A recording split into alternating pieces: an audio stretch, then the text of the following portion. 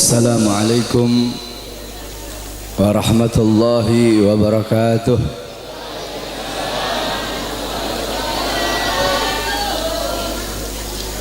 Bismillahirrahmanirrahim. Alhamdulillahi dzil jalali wa syari'il harami wal halali. Allahumma salli ala nuril anwar وسر الأسرار وترياك الأخيار ومفتاح باب اليسر سيدنا ومولانا محمد المختار وآله الأطهار وأصحابه الأخيار عدد نعم الله وإفضاله أما بعد. Yang saya cintai, yang saya muliakan, para alim ulama, para kiai, para asatid, para tokoh masyarakat, wabil khusus ketua DKM masjid, imam masjid, pengajar-pengajar di masjid, ketua panitia peringatan Maulid Nabi besar Muhammad beserta seluruh panitia, para tokoh masyarakat, para aparat pemerintah beserta seluruh hadirin dan hadirat, bapak-bapak, ibu-ibu, pemuda-pemudi umat baginda Nabi besar Muhammad sallallahu alaihi wasallam. Alhamdulillah, segala puji dan syukur kehadirat Allah Subhanahu wa taala.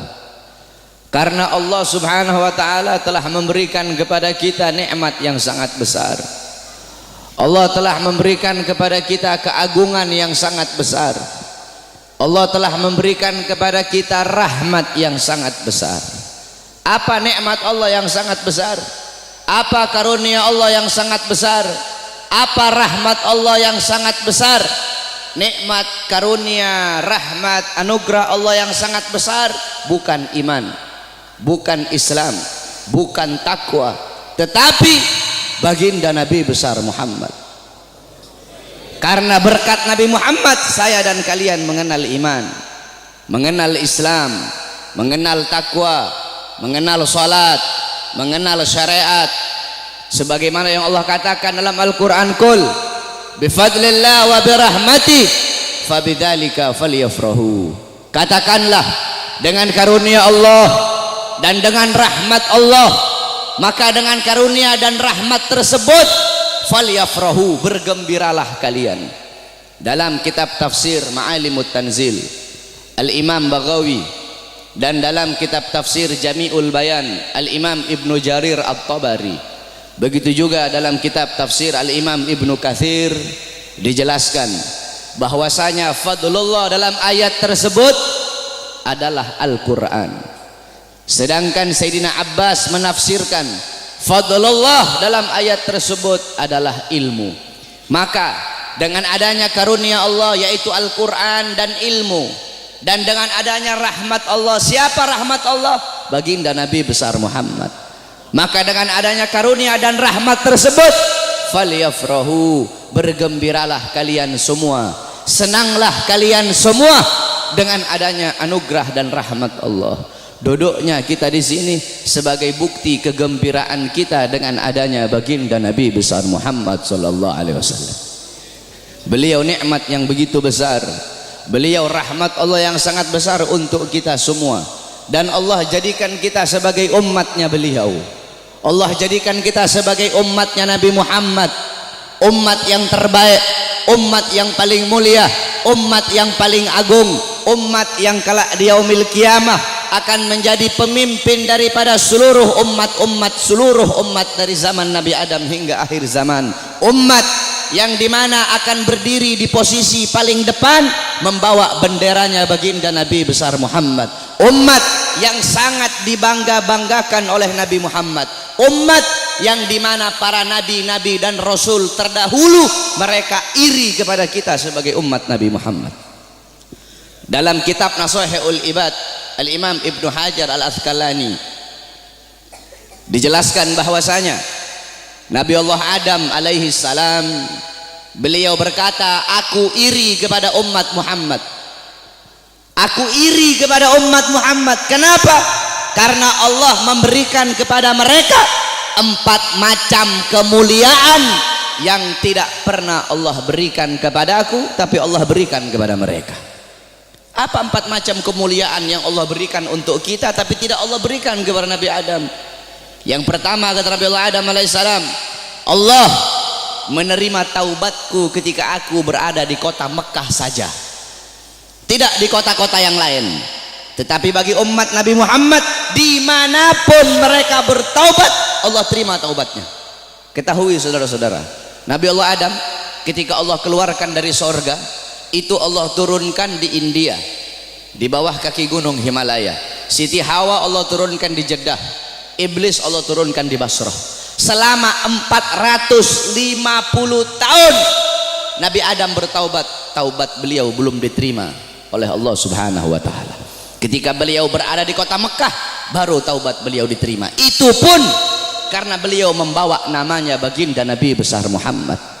Beliau berdoa, ya Rabb bihaqqi Muhammad, ya Allah, demi hak Muhammad, demi kehormatan Muhammad, kemuliaan Muhammad, keagungan Muhammad, terima taubatku ya Allah. Wa qala Allah ya Adam, kaifa arafta Muhammad wa lam ahlagahu? Wahai Adam, dari mana kau mengetahui wujud Muhammad sedangkan aku belum ciptakan wujudnya Muhammad? Qala Adam, ya Rabb, innaka lama khalaqtani rafa'tu ra'si wa ra'aitu ala qawaimil arsy maktub la ilaha illallah Muhammadur Rasulullah. Ya Allah, ketika kau tiupkan roh, aku angkat kepalaku ke atas dan aku lihat di tiang-tiang arsy, di tiang-tiang sorga tertulis la ilaha illallah Muhammadur Rasulullah. Dari situ aku tahu bahwasanya Muhammad bukan manusia biasa. Sebab tidak mungkin engkau akan meletakkan nama makhluk di samping namamu, kecuali pasti makhluk itu makhluk yang paling kau cintai ya Allah. Makanya aku bawa nama Muhammad dalam pertaubatanku kepadamu dengan harapan agar engkau menerima taubatku. Apa kata Allah? Sadaqta ya Adam, betul apa yang kau katakan itu wahai Adam. Kalau engkau bermohon kepadaku dengan membawa nama Muhammad, ketahuilah telah aku ampuni dosamu wahai Adam. Walaula Muhammad ma khalaqtuka ya Adam, dan kalau bukan karena Muhammad tidak akan aku ciptakan engkau wahai Adam. Allah menerima taubat Nabi Adam ketika beliau berada di kota Mekah. Apa kata Nabi Adam? Sedangkan bagi umat Muhammad, dimanapun mereka berada, saya dan kalian kalau mau bertobat dari dosa tidak harus kita ke Mekah, saudara-saudara. Kita bertobat dimanapun tempatnya. Taubatan nasuha, menyesali perbuatan dosa, tidak mengulangi perbuatan dosa, itu taubat kita diterima oleh Allah. Sedangkan kata Nabi Adam, tapi aku hanya di kota Mekah, tidak di tempat yang lain. Sedangkan umat Muhammad dimanapun mereka bertaubat, Allah terima taubat mereka. Itu pertama, tidak pernah Allah kasih untukku, tapi Allah kasih untuk kita sebagai umat Muhammad. Yang kedua, kata Nabi Allah Adam, ketika aku berbuat salah, Allah pisahkan aku dengan istriku Hawa hanya karena satu kesalahan. Satu kesalahan aku perbuat, aku makan buah khuldi, Allah pisahkan aku dengan Hawa selama ratusan tahun. Tetapi bagi umat Muhammad, pagi, siang, sore, malam mereka bermaksiat, tidak Allah pisahkan mereka dengan anak dan istri mereka. Aku cuma satu kali Allah pisahkan aku dengan Hawa. Umat Muhammad ribuan kali, jutaan kali bermaksiat, tidak Allah pisahkan mereka dengan anak dan istri mereka. Yang ketiga, kata Nabi Adam, aku berbuat salah dalam keadaan berpakaian, dalam keadaan tertutup auratku. Karena Allah murka, Allah lepaskan pakaianku sehingga terlihat auratku. Tetapi bagi Muhammad kebalik, mereka berbuat dosa dalam keadaan telanjang, tapi tetap Allah kasih mereka pakaian. Aku berbuat salah dalam keadaan berpakaian, Allah lepaskan. Umat Muhammad mereka berbuat dosa dalam keadaan melepaskan pakaian, tapi tetap Allah kasih mereka pakaian. Yang keempat, kata Nabi Adam, aku berbuat salah di dalam sorga. Di dalam sorga aku berbuat salah, Allah murka, Allah keluarkan ke dunia. Umat Muhammad kebalik, mereka berbuat dosa di dunia, tapi kalau bertaubat, taubatnya diterima, mereka meninggal husnul khatimah, Allah masukkan mereka ke sorga. Kebalik, kata Nabi Adam, aku berbuat salah di sorga, Allah keluarkan ke dunia. Umat Muhammad berbuat dosa di dunia, Allah masukkan mereka ke sorga. Aku iri kepada umat Muhammad, sungguh aku ingin menjadi umat Muhammad, kata Nabi Allah Adam alaihissalam. Lihat bagaimana kemuliaan umatnya Nabi Muhammad. Nabi Musa alaihissalam ketika beliau naik ke Tur Sina, naik ke bukit Sina, beliau berdoa, ya Allah, aku ingin melihat cahayamu, aku ingin melihat zatmu, aku ingin melihat wajahmu ya Allah. Apa kata Allah? Wahai Musa, kau tidak akan sanggup, kau tidak akan kuat untuk melihat cahayaku wahai Musa. Ketahuilah antara diriku dengan hamba-hambaku ditutupi dengan 70.000 hijab, 70.000 penghalang yang menutupi antara diriku dengan hamba-hambaku. Al-Imam Ghazali menjelaskan, penghalang Allah itu Allah ciptakan dari cahaya, dari air, dan dari kegelapan. Di dalam penghalang Allah ada suara gemuruh air, ada suara air yang sedang mengalir. Itu dalam penghalang Allah. Andaikan saya dan kalian manusia biasa, Allah perdengarkan telinga kita ini untuk bisa mendengar suara air yang ada dalam penghalang Allah, saking ketakutan hati kita ini akan copot dari badan, hati kita ini keluar sendiri dari badan, saking dahsyat penghalangnya Allah. Andaikan Allah buka satu penghalang, Allah perlihatkan kepada gunung, gunung akan hancur tenggelam, tidak akan muncul sampai datangnya hari kiamat. Apa kata Allah? Wahai Musa, 70.000 penghalang ini tidak akan aku buka untuk siapapun kecuali untuk Muhammad dan untuk umat Muhammad. Apa kata Nabi Allah Musa alaihissalam? Ya Allah, kalau begitu jadikanlah aku bagian daripada umat Muhammad. Nabi Musa ingin menjadi umat Nabi Muhammad. Bahkan diriwayatkan bahwasanya Sayyidina Syekh Abil Hasan Asyadili, pengarang Hizbul Bahar, Hizbun Nasr, pengarang kitab Mafakhirul Aliyah, beliau pernah bermimpi, saudara-saudara. Ketika beliau bermimpi, dalam mimpinya beliau melihat ada Nabi Muhammad dan ada Nabi Musa sedang ngobrol. Nabi Musa bilang sama Rasulullah, wahai Muhammad, aku dengar engkau pernah berkata dalam sabdamu bahwasanya ulama ummati kal anbiya Bani Israel. Ulama dari golongan umatku itu bagaikan golongan nabi-nabi dari kalangan Bani Israel. Apakah betul wahai Muhammad? Apa kata Rasulullah? Ini dalam mimpinya Syekh Abil Hasan Asyadili. Apa kata Rasulullah? Iya betul, ulama umatku itu kepintarannya kepintarannya itu sama seperti kepintaran nabi-nabi dari kalangan Bani Israel. Kata Nabi Musa, coba seperti apa sih ulama umatmu itu? Aku pengen lihat coba. Nabi Muhammad memanggil Al-Imam Ghazali di dalam mimpinya Syekh Abil Hasan Asyadili. Imam Ghazali dipanggil oleh Nabi Muhammad. Nabi Muhammad bilang, ini salah satu daripada ulama umatku yang aku banggakan. Akhirnya kata Nabi Musa, siapa namamu? Kata Imam Ghazali apa? Ana Muhammad bin Muhammad bin Muhammad. Kata Nabi Musa, stop. Wahai Rasulullah, ini kamu bilang pinter. Saya nanya siapa namanya. Dia jawab Muhammad bin Muhammad bin Muhammad.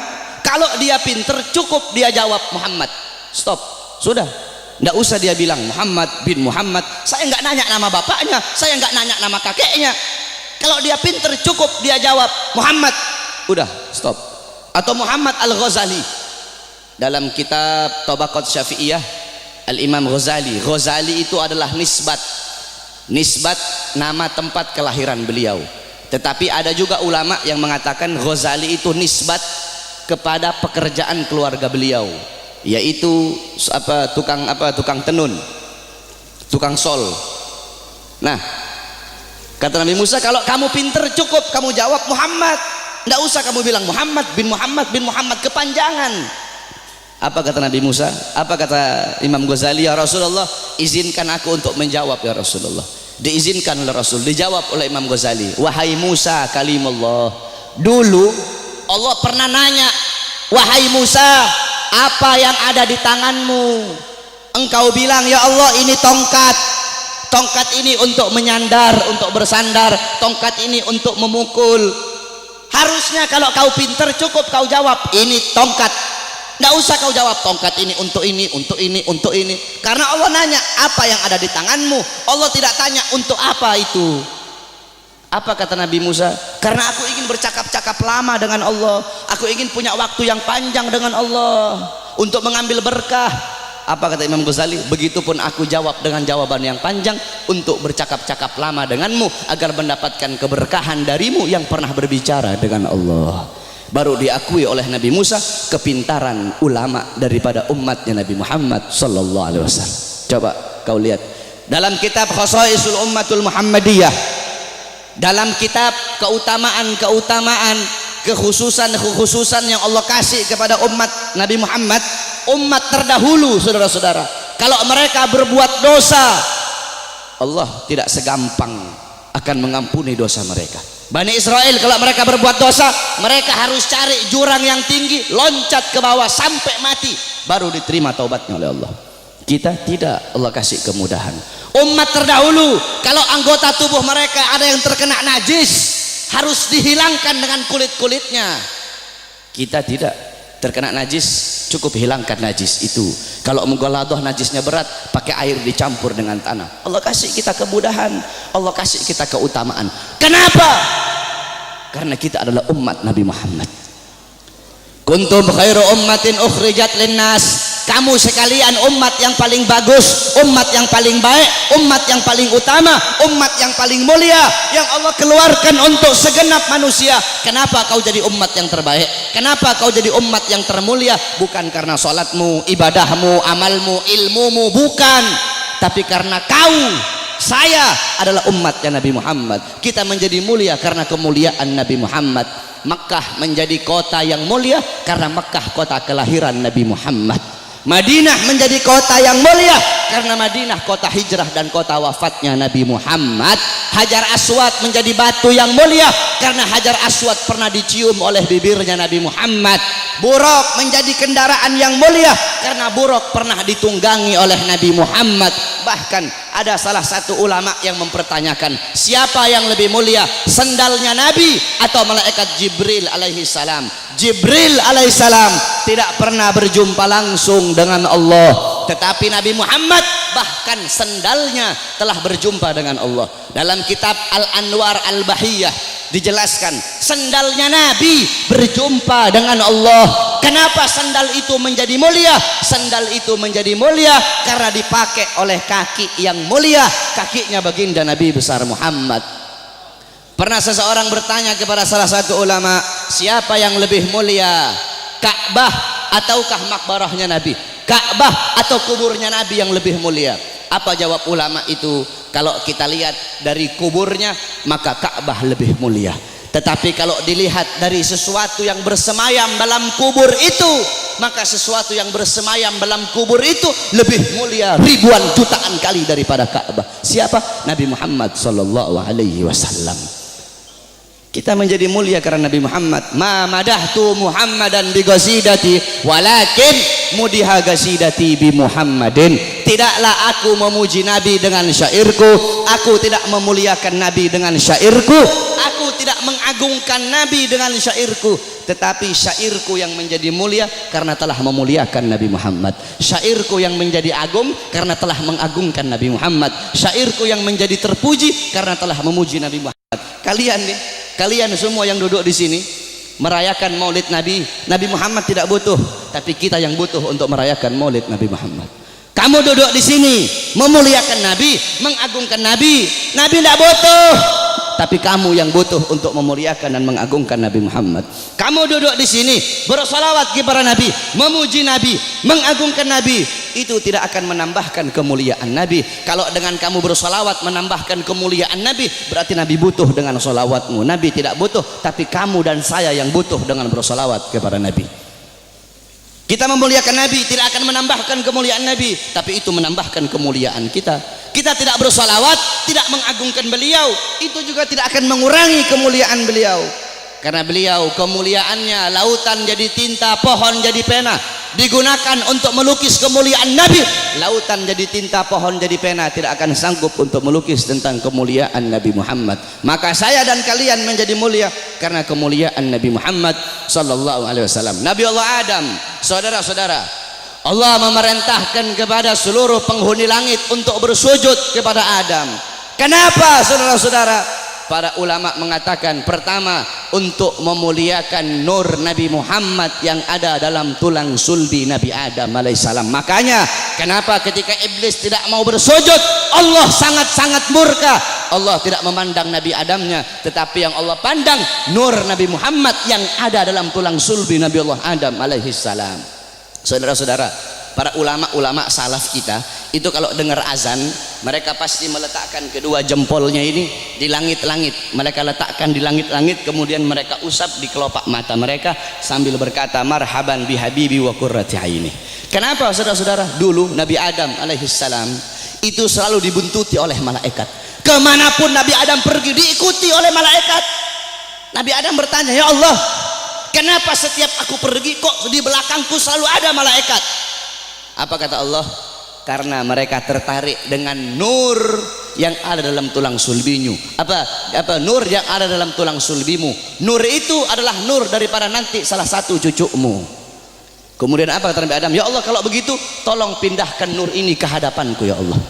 Dipindahkan nur Nabi Muhammad di hadapan Nabi Allah Adam alaihissalam. Ketika dihadapkan di hadapan Nabi Allah Adam, malaikat yang di belakang semua berdiri di depan Nabi Allah Adam alaihissalam. Nabi Adam ini penasaran seperti apa bentuknya ini nur sampai malaikat begitu tertarik. Apa kata Nabi Allah Adam? Ya Allah, kalau begitu tolong pindahkan nur ini di kedua kukuku agar aku bisa melihat seperti apa nur itu. Ditaruh nur Nabi Muhammad di kukunya Nabi Allah Adam. Ketika Nabi Allah Adam melihat keindahan nurnya Nabi Muhammad, Nabi Allah Adam berkata marhaban bihabibi wa qurrati aini. Baru beliau usapkan. Lihat bagaimana Allah Subhanahu wa taala memuliakan Nabi Allah Adam karena dalam tulang sulbinya terdapat nur baginda Nabi besar Muhammad sallallahu alaihi wasallam. Allah menyelamatkan Nabi Allah Nuh. Allah selamatkan Nabi Allah Nuh dari banjir yang besar, dari musibah yang besar. Kenapa? Karena dalam tulang sulbi Nabi Allah Nuh terdapat nur baginda Nabi besar Muhammad. Allah selamatkan Nabi Allah Ibrahim alaihissalam dari api Namrud. Kenapa? Karena dalam tulang sulbi Nabi Allah Ibrahim terdapat nur baginda Nabi besar Muhammad. Allah menyelamatkan Nabi Allah Ismail ketika akan disembelih, Allah rubah menjadi seekor domba. Allah selamatkan Nabi Allah Ismail. Kenapa? Karena dalam tulang sulbi Nabi Allah Ismail terdapat nur baginda Nabi besar Muhammad. Dan saya dan kalian nanti di akhirat akan diselamatkan. Kenapa? Karena saya dan kalian umat Nabi Muhammad sallallahu alaihi wasallam. Oleh karena itu saudara-saudara, bagi kami para habaib, maulid bukan hari raya, tapi bagi kami maulid lebih mulia dan lebih agung daripada hari raya. Di tempat saya bapak-bapak di Sulawesi itu kami santri-santrinya guru tua. Guru tua itu Al-Imam Al-Habib Idrus bin Salim Al-Jufri. Kami itu ketika datang bulan maulid, semua rumah kami cat baru. Datang bulan maulid, semua rumah kami cat baru, kampung kami hias, jalan kami baguskan. Hanya di bulan maulid, tidak di bulan yang lain. Hari raya, rumah kami tidak kami cat baru. 17 Agustus, rumah kami tidak kami cat baru. Maulid, rumah kami cat baru. Kenapa? Karena bagi kami maulid adalah hari yang paling mulia di muka buminya Allah Subhanahu wa taala. Kenapa bisa seperti itu? Dalam kitab Tuhfa, dalam kitab Hawashi Syarwani ala Tuhfal Muhtaj. Hawashi Syarwani itu kitabnya Al-Imam Syarwani. Tuhfal Muhtaj itu kitabnya Al-Imam Ibnu Hajar Al-Haytami. Yang dimana Tuhfal Muhtaj adalah syarah daripada kitab Minhajut Thalibin Al-Imam Nawawi. Jadi kalau ente orang belajar fikih, ada namanya matan, ada namanya syarah, ada namanya hawashi. Matan itu isi, syarah itu penjelasan daripada matan, hawashi penjelasan lebih rinci daripada syarah. Jadi matan diberi syarah, syarah diberi hawashi. Matannya itu Minhajut Thalibin Imam Nawawi, disyarahkan oleh Imam Ibnu Hajar Al-Haytami, yaitu Tuhfal Muhtaj, syarah Minhaj. Tuhfal Muhtaj kemudian dijelaskan lagi oleh Al-Imam Syarwani yang diberi nama Hawashi Syarwani.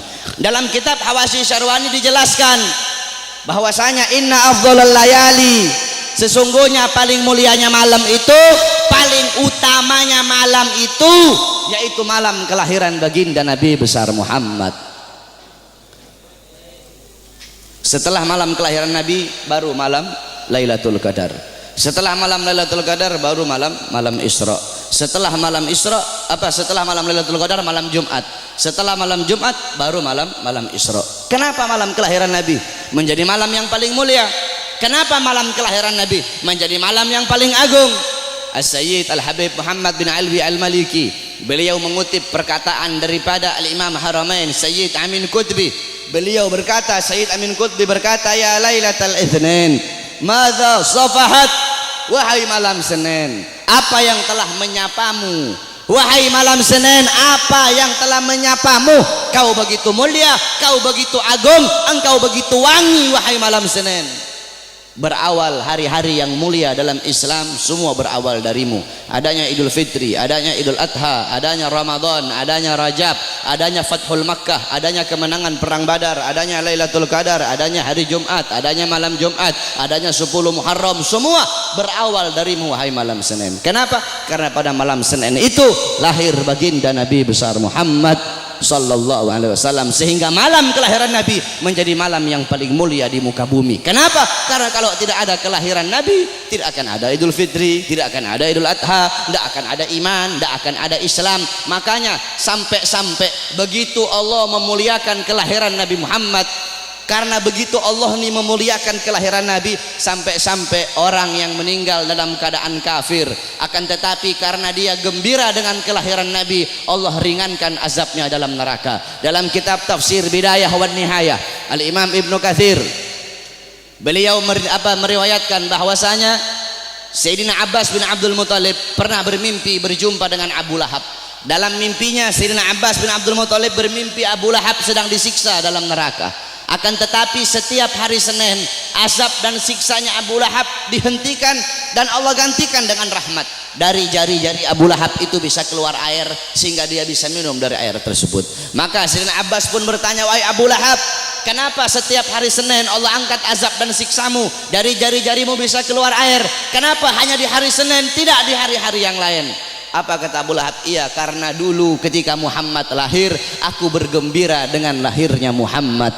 Aku memiliki budak yang bernama Suwaibah. Suwaibah datang kepadaku memberi kabar tentang lahirnya Muhammad. Aku gembira sehingga aku bebaskan Suwaibah. Aku bebaskan dia dari budak. Nah, karena aku membebaskan Suwaibah, karena kegembiraanku dengan lahirnya Muhammad, karena aku gembira sesaat dengan lahirnya Muhammad, maka dari itu setiap hari Senin Allah angkat azab dan siksaku. Itu Abu Lahab. Setiap hari Senin Allah angkat azab dan siksanya hanya karena bergembira sesaat dengan lahirnya Al-Mustafa. Maka bagaimana dengan saya dan kalian kalau kita bergembira seumur hidup kita dengan lahirnya baginda Nabi besar Muhammad? Oleh karena itu, saudara-saudara, kita duduk di sini memuliakan kelahiran Nabi, mengagungkan kelahiran Nabi. Ini suatu perbuatan yang mulia. Tetapi banyak juga golongan-golongan di luar sana, banyak golongan-golongan yang mulut kotornya berani mengatakan bahwasanya orang-orang yang duduk di maulid itu mereka telah berbuat dosa besar. Maulid itu adalah bid'ah dalalah, maulid itu bid'ah yang sesat, maulid itu sumber kesyirikan, maulid itu sumber kekafiran. Banyak golongan-golongan di luar sana yang berkata seperti itu. Ini golongan-golongan yang bodoh, golongan-golongan yang goblok, golongan-golongan yang dungu, tidak ngerti kaidah fikih, tidak ngerti takhrij hadis, tidak ngerti mustalah hadis. Baru belajar beberapa tahun di Arab Saudi, pulang baru punya jenggot 8 lembar 9 lembar, sudah berani menyesat-nyesatkan orang yang duduk di majelis maulidnya Nabi Muhammad sallallahu alaihi wasallam. Saudara-saudara, kalau kita mau lihat bid'ahnya, luarnya iya bid'ah, luarnya bid'ah, luarnya covernya bid'ah, covernya ini sesuatu yang baru, tetapi intisari, lubabnya, intisari yang ada dalam peringatan maulid ini bukanlah sesuatu yang bid'ah. Tadi di maulid tadi dibacakan Quran. Apakah membaca Quran sesuatu yang bid'ah? Kau duduk di sini, kita saling makan sama-sama. Nanti selesai acara makan bareng-bareng. Dalam kitab dijelaskan Nabi Allah Ibrahim menjadi Khalilullah. Nabi Ibrahim itu jadi kekasih Allah karena 3 sebab. Pertama, Nabi Ibrahim lebih memilih perintah Allah daripada perintah selain Allah. Yang kedua, Nabi Ibrahim tidak pernah makan sendiri. Nabi Ibrahim itu kalau makan pasti bareng-bareng, pasti sama-sama. Kalau beliau cuma sendiri, beliau rela jalan kaki berkilo-kilo hanya untuk cari teman untuk makan sama-sama. Kita duduk di sini mengikuti sunnah Nabi Allah Ibrahim. Nabi Muhammad juga makannya selalu bersama-sama. Apakah ini sesuatu yang bid'ah? Tidak. Kita duduk di sini saling menyebarkan salam. Apakah menyebarkan salam sesuatu yang bid'ah? Nabi Muhammad berkata, afsus salam, sebarkan salam. Kita duduk di sini saling memberi makan. Nabi Muhammad bilang wa at'imut ta'am, berilah makan. Kita duduk di sini menyambung tali silaturahmi. Kata Nabi Muhammad wasilul arham, sambunglah tali persaudaraan. Kita duduk di sini mengenang Nabi Muhammad, menyebut-nyebut nama Rasulullah sallallahu alaihi wasallam. Bukankah dalam hadis riwayat Ad-Dailami dalam kitab musnad beliau, yaitu kitab yang bernama Al-Firdaus, Dolar Rasul, Zikrul Anbiya minal ibadah, mengingat para nabi, mengingat para rasul itu adalah ibadah. Zikrul sholihin minal kafarah, zikrul maut minas sadaqah, wa zikrul kubur yugarribukum minal jannah. Kata Nabi Muhammad, mengingat para nabi, mengingat para rasul, menyebut-nyebut nama mereka itu adalah ibadah. Kita duduk di sini menyebut Nabi Muhammad, mengingat Nabi Muhammad, mengenang Nabi Muhammad, membaca sirah beliau, tarikh beliau agar bisa mengambil iktibar, mengambil pelajaran dari kisah hidup beliau. Apakah ini sesuatu yang bid'ah? Tidak. Kita duduk di sini bersolawat kepada Nabi Muhammad. Bukankah Allah berkata, innallaha wa malaikatahu yusholluna 'alan nabi ya ayyuhalladzina amanu shollu 'alaihi wa sallimu taslima. Apakah salawat sesuatu yang bid'ah? Tidak. Kita duduk di sini menuntut ilmu. Saya dan kalian duduk di sini untuk menuntut ilmunya Allah. Menuntut ilmu fardhatun. Menuntut ilmu hukumnya sangat-sangat wajib. Dalam kaidah dijelaskan, amrun bi syai' amrun bi wasailihi. Perintah terhadap sesuatu, maka perintah juga terhadap sarana atau prasyarat bagi orang-orang untuk melakukan sesuatu yang diperintahkan tersebut. Kalau seumpama naik ke atas ini wajib, maka yang mendorong kita untuk naik ke atas itu pun hukumnya wajib. Naik ke atas hukumnya wajib. Yang dorong ente naik ke atas apa? Tangga, maka tangga juga hukumnya wajib. Kalau ente naik ke atas hukumnya sunnah, maka tangga juga hukumnya jadi sunnah. Saudara-saudara, beli baju, membeli baju hukumnya apa? Mubah. Beli baju hukumnya mubah. Menutup aurat hukumnya wajib. Menutup aurat hukumnya wajib. Kamu sedang keluar dari rumah, tiba-tiba bajumu lepas, bajumu sobek atau bajumu lebas, kelihatan kamu punya aurat. Kelihatan kamu punya aurat. Membeli baju hukumnya mubah, tapi ketika itu berubah menjadi wajib. Kenapa? Karena baju salah satunya yang menjadi syarat bagimu untuk bisa tutup kau punya aurat, sedangkan nutup aurat hukumnya wajib. Bersiwak hukumnya apa? Sunnah. Bikin kantong baju hukumnya apa? Bikin kantong baju hukumnya mubah. Bersiwak hukumnya sunnah. Bikin kantong baju hukumnya mubah. Kamu mau keluar rumah, kantong apa? Bajumu tidak punya kantong. Bajumu tidak punya kantong. Kalau tidak ada kantong tidak bisa kamu bawa. Kamu punya siwak, sedangkan bersiwak hukumnya sunnah. Bikin kantong baju hukumnya mubah. Ketika itu berubah, bikin kantong baju hukumnya jadi sunnah. Kenapa? Karena kantong baju yang jadi syarat bagimu untuk bisa bawa kau punya siwak. Nah, menuntut ilmu hukumnya wajib, saudara-saudara. Maka ketika maulid menjadikan dirimu, mendorong dirimu untuk menuntut ilmu, maka ketika itu maulid pun hukumnya berubah menjadi wajib. Kalau maulid mendorong engkau untuk sedekah, sedekah hukumnya sunnah, maka maulid juga hukumnya menjadi sunnah. Bersolawat hukumnya sunnah, maka ketika itu maulid mendorong kau untuk bersolawat, maka maulid juga hukumnya menjadi sunnah. Oleh karena itu nanti wasiat saya, kalau nanti ada yang nanya kepada kalian semua, kenapa kamu merayakan maulid Nabi Muhammad? Jawab, saya merayakan maulid Nabi untuk memuliakan dan mengagungkan kelahiran Nabi. Siapa yang suruh memuliakan kelahiran Nabi? Siapa yang suruh mengagungkan kelahiran Nabi? Yang suruh adalah Allah. Ayat tadi itu, qul bi fadlillah wa bi rahmati fabidzalika falyafrahu. Katakanlah dengan anugerah dan rahmat Allah, dengan rahmat itu fayafrahu, gembira kalian, senanglah kalian dengan adanya karunia dan rahmat Allah Subhanahu wa taala. Saudara-saudara, ada beberapa ibadah yang sengaja dikaitkan dengan sejarah. Contohnya haji. Haji itu ibadah wajib, sengaja dikaitkan dengan sejarah Nabi Allah Ibrahim, mulai dari wukuf, tawaf, sa'i, melempar jumrah, sehingga ibadah haji menjadi ibadah wajib. Berpuasa pada tanggal 10 Muharram. Berpuasa pada tanggal 10 Muharram itu sengaja dikaitkan dengan sejarah Nabi Musa alaihi salam. Ketika Rasulullah nanya sama Yahudi Madinah, kenapa kalian berpuasa pada tanggal 10 Muharram? Kata Yahudi Madinah, karena kami bersyukur atas selamatnya Nabi Musa dari kejaran tentara Fir'aun. Apa kata Rasulullah? Nahnu ahaqqu bi Musa minkum. Kami lebih berhak atas Musa daripada kalian. Rasul pun memerintahkan para sahabat untuk berpuasa pada tanggal 10 Muharram, sehingga berpuasa pada 10 Muharram menjadi ibadah sunnah.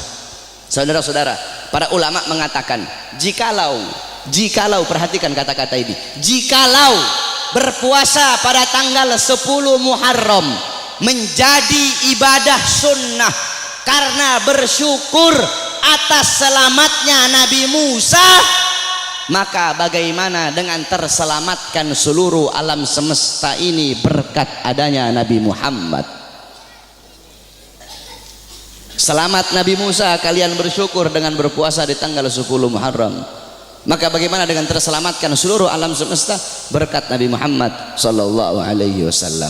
Saudara-saudara, kita ini udah telat. Saya dan kalian udah telat, saudara-saudara. Yang pertama kali memuliakan kelahiran Nabi, yang pertama kali mengagungkan kelahiran Nabi adalah Allah Subhanahu wa taala. Tetapi Allah punya cara lain. Cara Allah tidak sama dengan cara kita. Cara kita memuliakan hari kelahiran Nabi, duduk di sini undang para ulama, para habaib, para kiai, minta nasihat dari beliau-beliau, bersolawat, baca maulid, itu cara kita. Tapi Allah punya cara sendiri.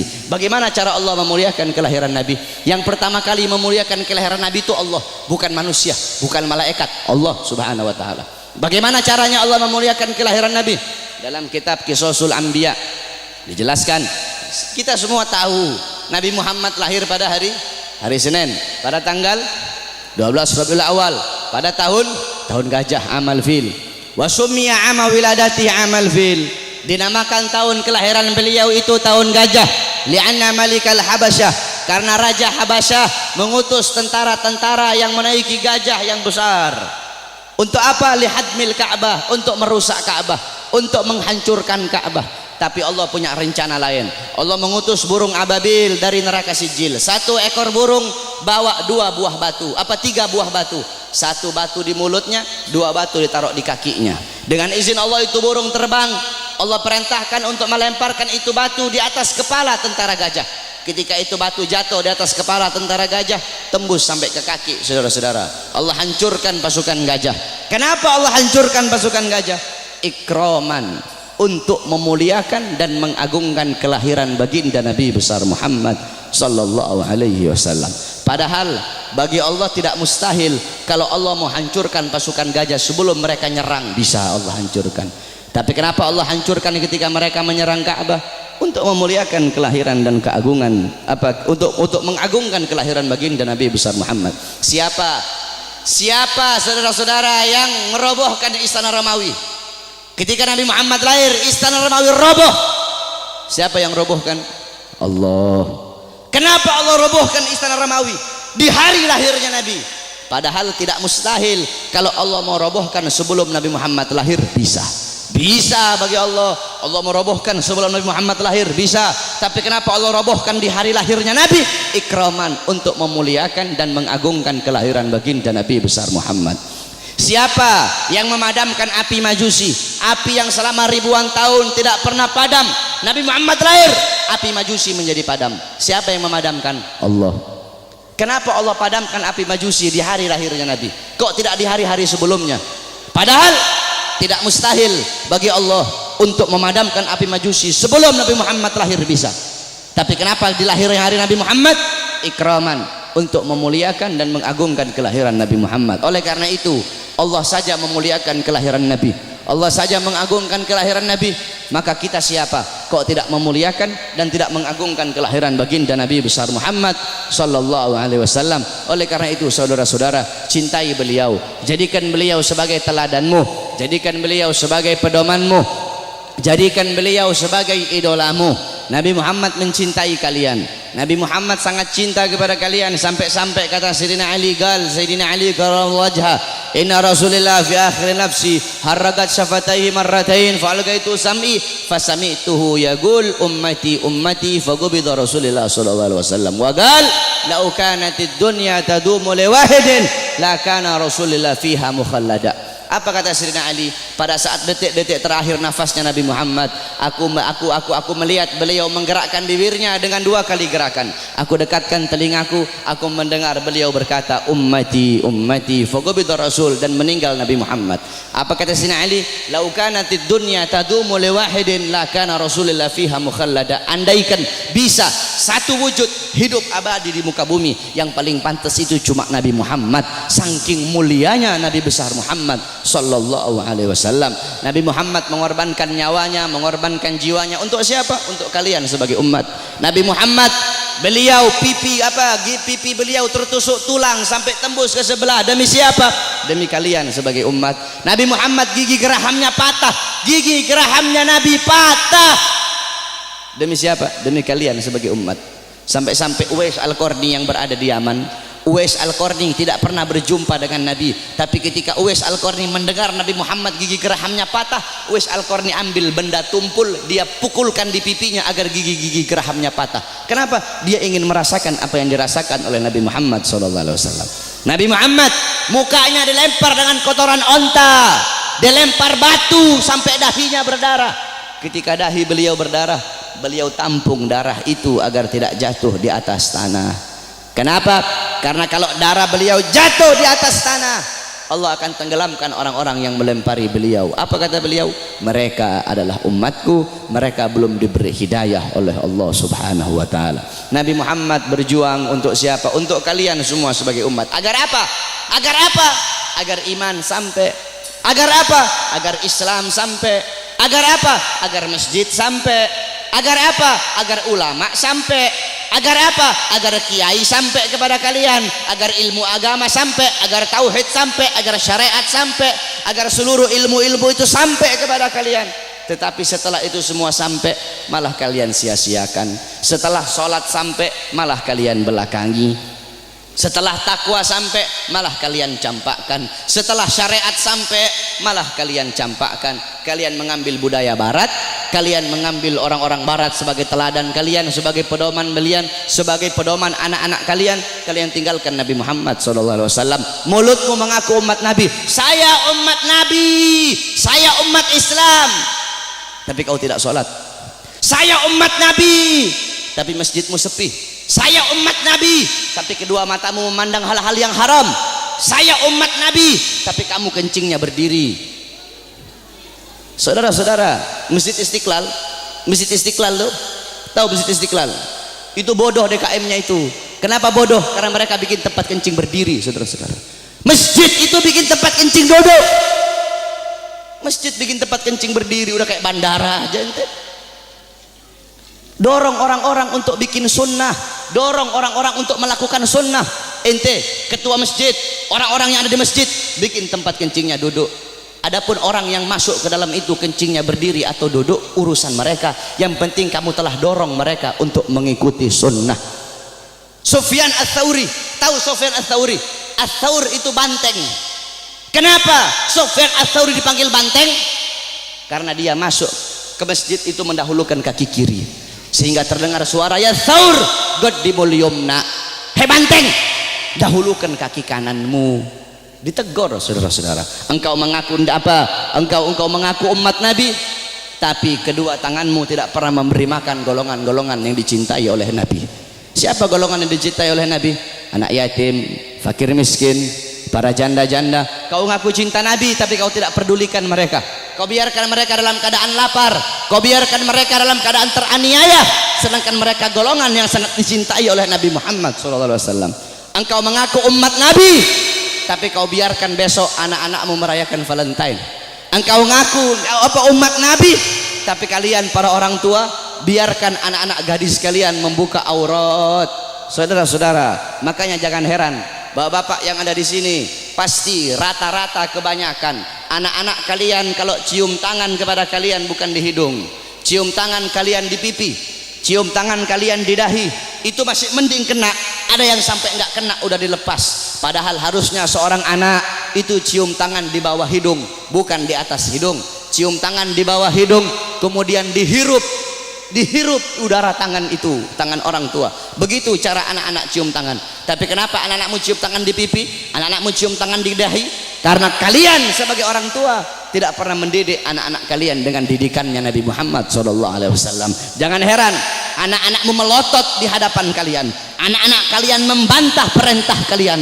Ada zaman sekarang anak bunuh bapak, anak bunuh ibu, anak masukkan ibunya dalam penjara. Jangan kau salahkan kenapa kalian sebagai orang tua tidak pernah mendidik anak-anak kalian dengan didikan agama. Laisal mar'u yuladu aliman, tidak ada seseorang dilahirkan dalam keadaan alim, tidak ada. Saudara-saudara, kewajiban kalian sebagai orang tua untuk mendidik anak-anak kalian dengan didikan agama. Bapak-bapak zaman sekarang sibuk cari uang, sibuk cari harta, pagi siang sore malam keluyuran cari uang. Untuk apa? Untuk ngasih makan jasmani anak-anaknya. Untuk apa? Untuk memberi makan jasmani anak-anaknya. Tetapi lupa kalian beri makan jiwa, hati, dah apa? Jiwa anak-anak kalian, hati anak-anak kalian, ruh anak-anak kalian lupa kalian kasih makan. Apa makanan hati bagi anak-anak kalian? Makanan hati bagi anak-anak kalian adalah ilmu. Hati 3 hari tidak kena ilmu, hati itu mati. Maka tanyakan kepada diri kalian sebagai orang tua, telah berapa lama kalian menjadi sebab hati anak-anak kalian mati? Kenapa anakmu tidak kau masukkan pondok? Kenapa anakmu tidak kau masukkan pesantren? Kenapa anakmu tidak kau ajarkan Quran? Kenapa kau lebih pentingkan SD-nya, SMP-nya, SMA-nya? Bukan berarti tidak boleh sekolah SD, tidak boleh sekolah SMP, tidak boleh sekolah SMA. Tidak apa-apa sekolahkan anakmu SD, SMP, SMA. Tetapi agama jangan kau belakangi, Al-Qur'annya jangan kau belakangi. Kenapa anakmu tidak mondok? Aduh, saya lebih milih sekolah. Kalau nanti anak saya mondok, bagaimana masa depannya nanti? Orang tua goblok itu kalau ada yang seperti itu, saudara-saudara. Kalau anak saya mondok, anak saya jadi ustadz, anak saya jadi Quran, jadi ahli Quran, gimana masa depannya nanti? Gimana nasibnya? Orang tua goblok itu kalau ada yang seperti itu, saudara-saudara. Kau lihat zaman sekarang, SD, SMP, SD udah tahu mabok, SD udah tahu melacur, SD udah tahu zina. Itu SD, bagaimana SMP-nya? Itu SMP, bagaimana SMA-nya? Saudara-saudara, jangan kau pentingkan pendidikan dunia anak-anakmu, tapi lebih pentingkan pendidikan akhirat anak-anakmu. Didik dengan didikan Nabi. Adabani Rabbi fa ahsana ta'dibi. Allah yang mendidikku, Allah yang mengajariku, sehingga sebaik-baiknya pendidikan adalah pendidikanku. Nanti ini tanggal 13, besok tanggal 14, kau lihat yang paling banyak merayakan Valentine di jalan-jalan, saudara-saudara. Yang paling banyak merayakan Valentine bukan orang Kristen. Yang paling banyak merayakan Valentine bukan orang Buddha, bukan orang Hindu, bukan orang Katolik, bukan Yahudi, bukan Nasrani. Yang paling banyak merayakan Valentine di Indonesia adalah anak-anak kita, saudara-saudara, anak-anak Islam, putra-putri Islam, putra-putrimu yang paling banyak merayakan Valentine. Valentine itu adalah harinya orang-orang Romawi. Valentine itu adalah mengenang kematian si Santa Valentino atau siapa itu namanya orang-orang Romawi itu. Man tasyabbaha biqaumin fahuwa minhum. Kata Rasulullah, barang siapa yang mengikuti suatu kaum, maka dia sama dengan kaum tersebut. Engkau mengikuti orang Romawi, engkau mengikuti orang Barat, engkau mengikuti orang kafir, mengikuti budaya mereka, mengikuti adat istiadat mereka, mengikuti hari-hari besar mereka, engkau sama seperti mereka. Mereka dilaknat, engkau pun akan dilaknat oleh Allah Subhanahu wa taala. Memang betul kata Nabi Muhammad. Nabi Muhammad sallallahu alaihi wasallam, beliau pernah bersabda, la taqumus saah. Kata beliau, tidak akan terjadi hari kiamat, kata beliau, hatta sehingga kata beliau, ta'khuda ummati, umatku itu mengambil jejak, umatku itu mengikuti jejaknya siapa? Jejaknya orang-orang sebelum mereka. Jejak orang-orang sebelum mereka, kata Nabi Muhammad sallallahu alaihi wasallam. Shibran bi shibrin, sejengkal demi sejengkal, kata Nabi Muhammad. Wa dhira'an bi dhira'in, sehasta demi sehasta, kata Nabi Muhammad. Fakila, kemudian ada di situ salah satu sahabat yang berkata, ya Rasulullah, maksudnya apa maksudnya kurun golongan-golongan sebelum mereka itu, apakah mereka ya Rasulullah, kata salah satu sahabat, apakah orang Persia, Warum dan orang-orang Romawi? Apa kata Rasulullah sallallahu alaihi wasallam? Siapa lagi kalau bukan mereka? Lihat, Yang dikatakan Nabi Muhammad SAW betul. Nanti ada nanti kiamat tidak akan terjadi, kiamat itu tidak akan datang nanti sebelum umatku itu sampai sehingga umatku akan mengikuti orang-orang Romawi dan orang-orang Persia, baik gaya pakaian mereka mengikuti hari-hari besar mereka, kata Rasulullah SAW. Maka ketika itu sudah terjadi, berarti itu adalah salah satu daripada tanda-tanda kiamat. Oleh karena itu saudara-saudara sekalian yang dimuliakan oleh Allah, didik kau punya anak-anak dengan didikan Nabi Muhammad. Begitu juga ibu-ibu zaman sekarang ini, mereka tahu di mana letak kursi mereka, di mana letak dapur mereka, di mana letak tempat make up mereka, tapi mereka tidak tahu di mana letak anak-anak perempuan mereka. Anak-anak perempuan kalian biarkan berjalan dengan laki-laki yang bukan muhrim. Anak-anak perempuan kalian biarkan telanjang. Anak-anak perempuan kalian biarkan membuka aurat. Saudara-saudara, Hadramaut melahirkan para aulia. Bumi Hadramaut itu melahirkan para wali, melahirkan para aulia, fuqaha, ulama. Kenapa? Itu tidak terlepas dari wanita-wanita yang ada di sana. Bagaimana wanita yang ada di sana? Wanita yang ada di sana seumur hidup mereka cuma keluar 3 kali. Seumur hidup mereka keluar cuma 3 kali. Pertama, ketika mereka masih kecil, keluar bersama bapaknya. Kedua, ketika mereka sudah menikah, keluar, diambil oleh suaminya, keluar dari rumahnya. Ketiga, ketika mereka mati, keluar, diantar ke kuburnya. Itu seumur hidup 3 kali mereka keluar rumah. Makanya jangan heran kenapa wanita-wanita di sana melahirkan wali-wali, melahirkan orang-orang soleh, melahirkan wali songo yang datang bawa Islam ke Indonesia, berasal dari sana. Kenapa? Itu tidak terlepas dari kesolehan, ketaatan, kezuhudan wanita-wanita yang ada di sana. Oleh karena itu para wanita-wanita, para istri-istri, ibu-ibu, jadikan Sayyidatuna Fatimah, Sayyidatuna Khadijah, Sayyidatuna Aisyah, Ummu Salamah, Ummu Aiman, Ummu Sulaim, Siti Khansa, Siti Mutiyah, wanita-wanita di zaman Nabi, wanita-wanita mulia. Jadikan beliau-beliau sebagai uswahmu, sebagai teladanmu, sebagai pedomanmu, agar kau bisa mendidik anak-anakmu dengan didikan Nabi Muhammad. Insya Allah dengan duduknya kita di sini, Allah kasih kita keberkahan, Allah kasih kita Allah kasih kita maghfirah, Allah kasih kita rahmat. Kita bermalam-malaman di sini untuk Nabi Muhammad. Insya Allah kedua mata kita Allah halalkan kelak di yaumil qiyamah untuk memandang wajah indah baginda Sayyidina Muhammad SAW. Amin amin ya rabbal alamin. Ingat saudara-saudara, tidak ada kata capek untuk Nabi, tidak ada kata mahal untuk Nabi Muhammad. Oh saya bikin maulid ini, aduh bagaimana ini, pusing saya nyari dana. Tidak ada kata mahal untuk Nabi Muhammad. Untuk Nabi triliunan itu tidak ada harganya. Kau bikin maulid, kalian nih takmir masjid bikin maulid, jangankan habis 1 triliun, kalian habis 100 triliun itu murah untuk Nabi Muhammad SAW. Tidak ada kata mahal untuk Nabi Muhammad. Saudara-saudara, Nabi Muhammad, Sayyidatuna Khadijah, semua hartanya habis. Sayyidina Utsman, Sayyidina Umar, Sayyidina Abu Bakar, sampai sebelum Sayyidatuna Khadijah meninggal, apa kata beliau? Wahai suamiku, hartaku semua sudah habis. Nanti kalau aku mati nih, kamu butuh uang, kau gali kuburku, ambil tulang-tulangku, kau jual untuk Islam. Sampai segitunya, tidak ada kata mahal. Nah ini kita kadang untuk Nabi kita capek, untuk Nabi ayo udah kemalaman nih, tidak ada kata kemalaman untuk Nabi. Aduh mau ngaji, aduh hujan nih, tidak ada kata hujan untuk Nabi Muhammad. Aduh mau pergi maulid jauh, tidak ada kata jauh untuk Nabi Muhammad. Nanti jangan jadi banci ente.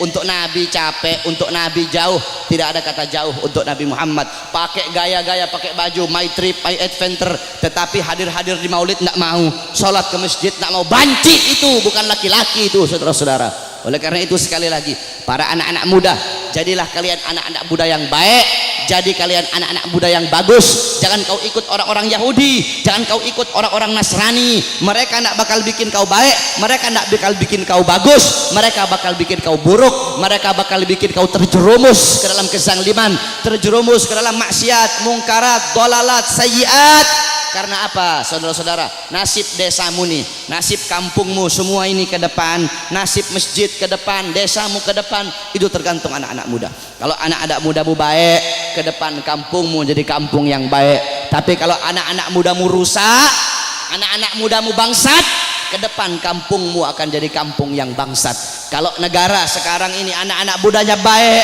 kenal Nabi, ke depan negara ini akan jadi negara yang baik. Tapi kalau anak-anak mudanya narkoba, anak-anak mudanya judi, anak-anak mudanya melacur, anak-anak mudanya mabuk, ke depan ini negara akan jadi negara bangsat saudara-saudara. tetapi kita berdoa kepada Allah, semoga Allah jadikan ini negara-negara aman, ini negara jadi negara yang baik, jadi negara yang makmur.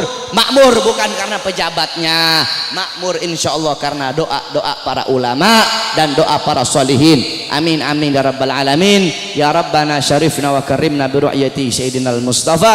Ya Rabbana syarifna wa karimna bi ru'yati sayyidina al-Mustafa. Kita doakan para ulama kita, para guru-guru, para ulama, para ustadz, para murabbi kita, semoga Allah panjangkan umur beliau-beliau, karena beliau-beliau pewaris Nabi, penyambung lidah Nabi, penerus perjuangan Nabi. Semoga Allah panjangkan umur-umur beliau, Allah permudah urusan dunia akhirat beliau, Allah sehatkan jasmani dan ruhani beliau, sehingga ilmu-ilmu beliau bermanfaat untuk kita semua. Amin amin ya rabbal alamin. Wal afu minkum.